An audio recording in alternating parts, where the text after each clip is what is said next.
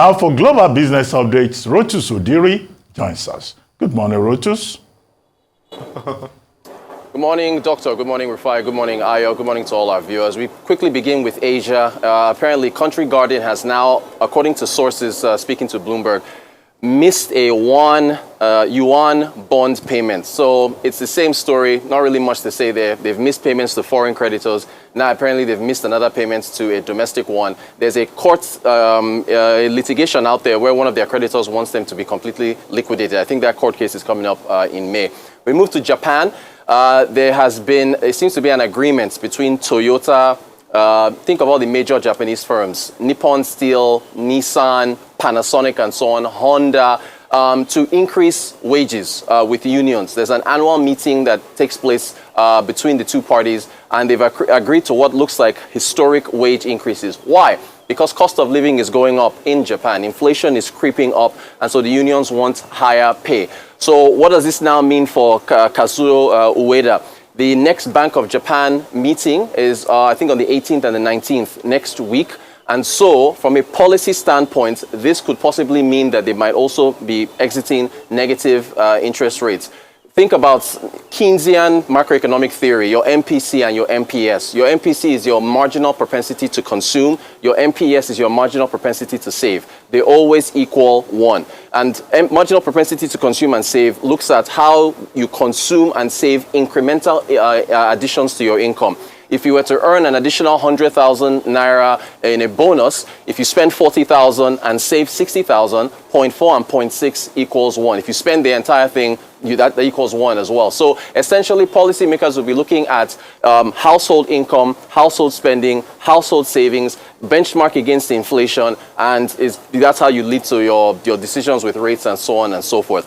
We move from there to aviation. Cathay Pacific, lots of aviation news today. Cathay Pacific, the Hong Kong carrier, has rebounded to its first profit since the pandemic. It posted, if you take a look at the numbers there, it should be on your screen, in terms of revenue and net profit, 12 billion, well, they were in Hong Kong dollars, so we converted them, so about 7.8 Hong Kong dollars for $1 or so, but 12 billion in revenue, 85% increase, net profit coming in at $1.25 billion.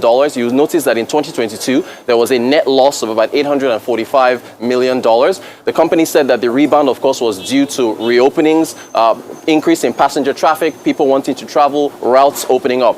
And I love how the data coincides. You've got Cathay Pacific, which is a Hong Kong carrier. Then you've got the Shanghai airport in Singapore. They also, in a very enthusiastic tweet, are reporting that their numbers in terms of passenger traffic at the airport has also increased as well. So looking at February, you had 5.35 million passengers that went through the airport. Compared year on year, that's about a 33 or 37%, I think, increase. Compared to 2019, crucially, which was before the pandemic, it's a 4.3% increase for the airport. We go to Boeing. We remember, of course, the Alaska Airlines door that blew off the hinges, where passengers were seated and you had an open door on the airline. You remember all the safety issues that came out of that. Boeing is facing some serious regulatory headwinds right now. Bizarrely, there was a whistleblower, I think his name is John Barnett, 62-year-old man who was providing evidence on safety issues with Boeing. He killed himself. Well, at least the investigation says that it was a self-inflicted gunshot wound. So that's one of the headwinds they are facing. They're also facing multiple investigations from the NTSB, the Transport Service Board in the US, the FAA, the Aviation Authority, the Department of Justice, and even airlines. Southwest Airlines has had to reevaluate its forward guidance. Same thing with Alaska Airlines, same thing with United Air. All these airlines that depend on Boeing for fleet supply have had to reevaluate their routes going forward, because Boeing now has been halted in terms of how many MAX Airs it can release and produce, and also it just has a backlog, which, funny enough, if you now think about Festus Keyamo going to Airbus, which is Boeing's main competitor, that seems pretty smart, that, you know, Nigeria won't be dealing with Boeing for now and be looking at Airbus in terms of fleets and so on and so forth. So that's in the aviation sector. You've already talked about the Trump-Biden dynamic, but U.S. inflation, if you take a look at the numbers, headline did climb slightly in terms of month on month and year on year. I think about 0.3%, about 3.9 on the headline factor. But you notice that core inflation which strips out your volatile food and energy, that essentially stayed flat in terms of a month-on-month, and even on an annual basis, I think it decelerated just a bit from, I think, 3.8 to from 3.9, January versus February. You've already talked extensively about Trump and Biden. They've clinched their nominations. We're going to get another showdown. But we have to take cognizance of Trump's legal issues. He has about 91 indictments. His first criminal trial is going to begin later on this month. That is the hush money payments he made to that adult film star Stormy Daniels in terms of using campaign funds for that. That's going to take place. The Supreme Court is looking at Donald Trump's immunity claim, where he says that he's immune from prosecution. That is literally going to set the precedent for what still happens later. So this election showdown could be derailed by Trump's legal issues. And as we know, Trump has a severe cash crunch where he's actually using campaign money to pay for his legal bills. Biden has outpaced him. I heard Ayo talking about his approval numbers for Biden being at a historical low. Trump also has historically high disapproval ratings as well. So both of them are pretty unpopular. Quickly to Africa, the Islamic State is apparently turning to cryptocurrencies to fund its operations.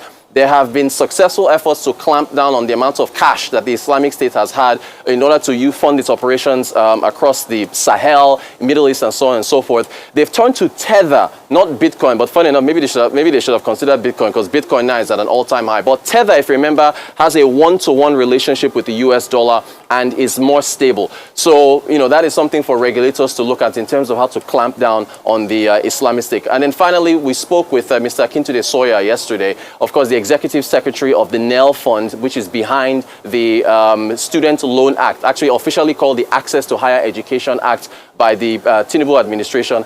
They've pushed it back. Remember, it was supposed to have been rolled out tomorrow, Thursday. But here he is, frankly speaking, pretty honestly, that there's still lots to do, and so they can't roll it out just yet. Unfortunately, I won't be able to commit to a specific date. Where we are sort of waiting to ensure that all the stakeholders are aligned to make sure that nobody's blindsided, and that we can actually roll this out in a meaningful, comprehensive, wholesome, and sustainable way. So you will forgive me if I don't commit right here and now to the question, but one thing that I will commit to is that this is a well-intended project. The President Bola Ahmed Tinubu means well around this and absolutely wants this rolled out as fast as possible, and we're working very hard to help realize that. And that is our update for today. So this rollout has been extended again. I thought they said it was going to be January before, but now it's been extended again. God knows when this is finally going to be rolled out. I think they should, do everything they're going to do around it, put out a good product for us. But most importantly, my argument has not always been about student loans for Nigeria. It's about fixing the university systems and ensuring that ASU, does a lot better, and we look for ways, but not increasing with loans where there are not even jobs for the students to be able to work and things like that. I mean, if you want to have a big capital injection to the university system, or which we don't have money for, I'm thinking about things like the GI Bill, like it was in America back in the days, but I don't think this will cut it. But this is just my opinion. As regards other thing about the Chinese real estate market, one thing is certain, I think that is definitely taking the sails off the wind of China. And where they are going to see the growth projection they projected for this year I doubt it, because if the real estate market is struggling, famous one for that matter, is struggling to pay back their bonds, then it's definitely problematic. As regards the court cases Trump has got, yes, those court cases are there. I mean, he still has to look for about over $400 million to be able to pay for something recently, I think over increasing his valuation and all of that. But one thing is certain, those court cases obviously will be politicized. I don't think Trump will be docked or nipped in the bud for those court cases, because that's definitely going to be the big division in America, and they will not want it. So everybody's treading cautiously. And you saw that recently with the Supreme Court's decision as regards Trump. Yeah. Colorado. In the case of Colorado. Good one, Dr. Abati. Just to talk about Boeing, tale of woes they faced this year.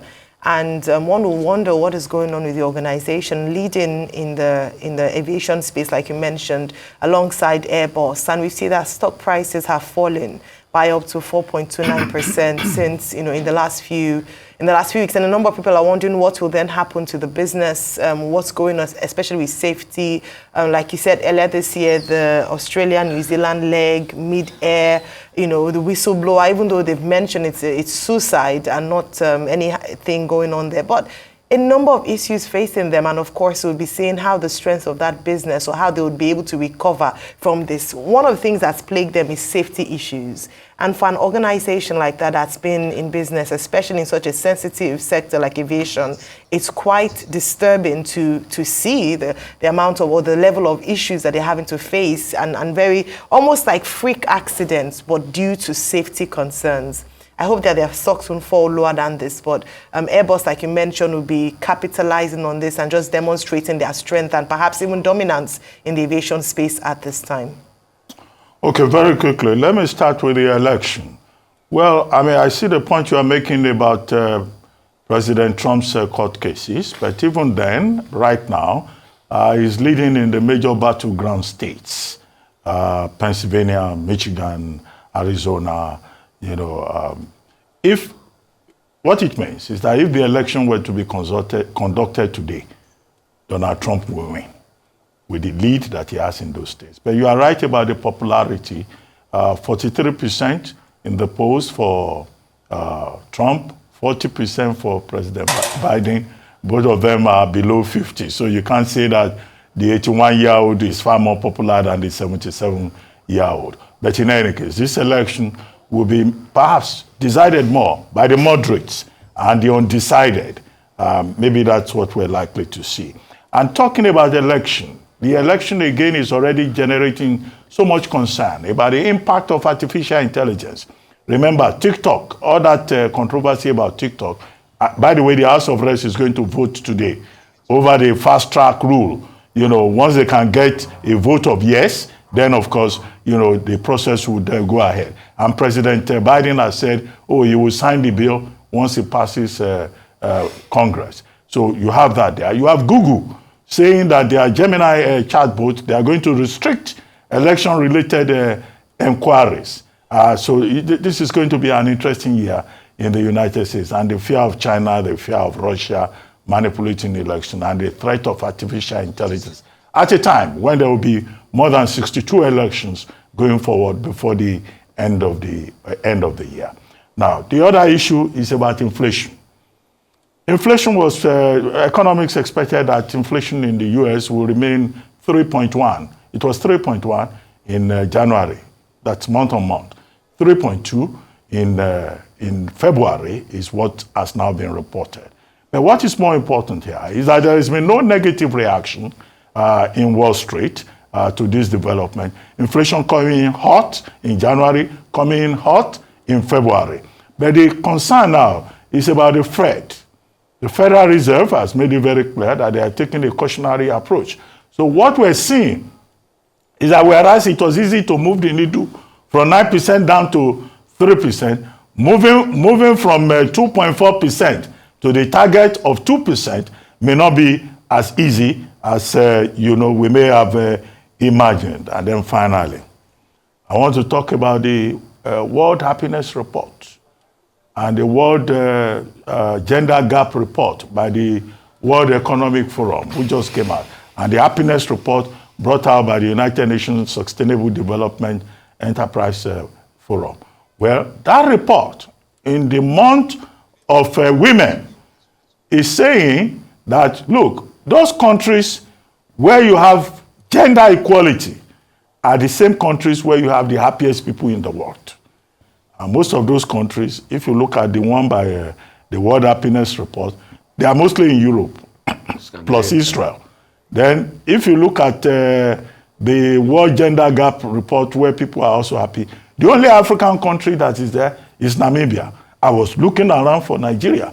It looks like the world has recognized that Nigerian people are no longer happy. In any case, do we have gender equality in Nigeria? No. That's a question that remains to be answered. Thank you very much, Dr. Bati, for highlighting that. And so that we can be happier, let us pursue gender equity in Nigeria.